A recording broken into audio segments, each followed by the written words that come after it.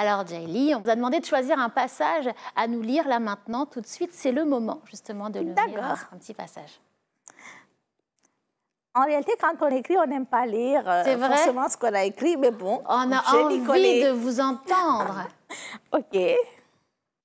Ce que tu dois surtout savoir, Faïdé, c'est qu'une bonne a toujours bon caractère. Elle ne réplique jamais quand on la gronde.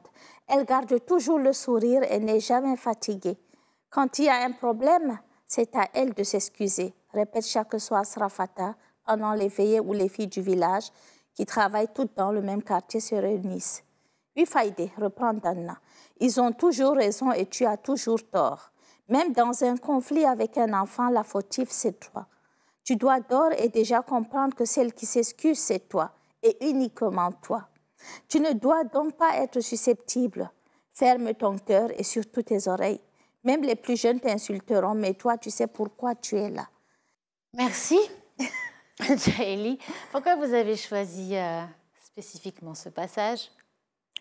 J'ai choisi ce passage parce qu'il traduit un tout petit peu la place qu'on accorde aux domestiques et toutes les règles finalement qui sont des règles non écrites.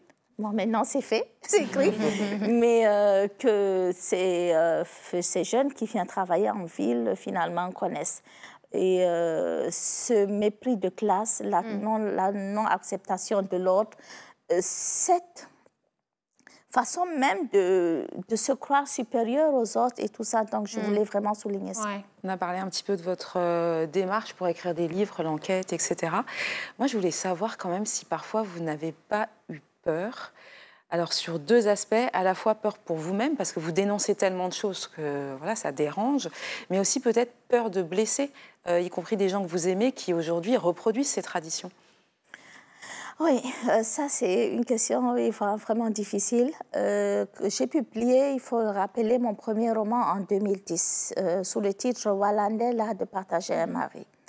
Et déjà, dans ce premier roman, je parle non seulement de la place des femmes dans notre culture, dans notre tradition, mais également voilà, de la polygamie, du mariage précoce et forcé, de la violence faite aux femmes, etc. Bien sûr, dès ce premier roman, eh bien, ça a été presque un choc. Et ce sont des sujets en réalité non seulement sensibles, mais complètement tabous dans notre culture. On n'en parle pas. Et évidemment, les deux sont arrivés, la première des choses, les menaces. Il est arrivé surtout qu'en 2010, quand même, Boko Haram faisait vraiment des ravages dans l'extrême nord du Cameroun. Et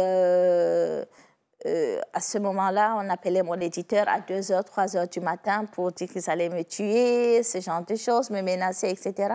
Mais j'avais conscience que je n'avais pas d'autre choix.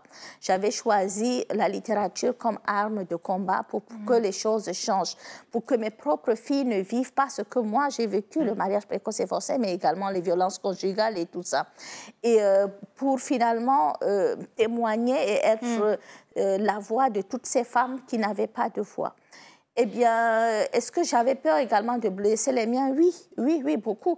Et je peux vous assurer que pour ce dernier roman, Cœur du Sahel, il y a des moments où j'ai eu des doutes parce que je parle quand même, je vais dire, moi je viens de la société Peul. Je suis Peul.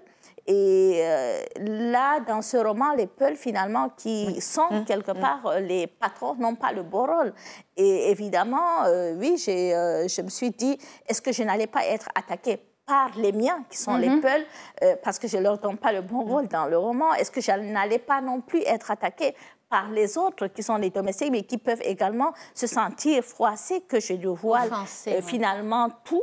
Eh bien, je pense que je suis dans mon rôle en tant qu'intellectuel, en tant qu'écrivain, qui doit mettre les autres devant ce qui dérange, tout simplement, et les obliger à se regarder.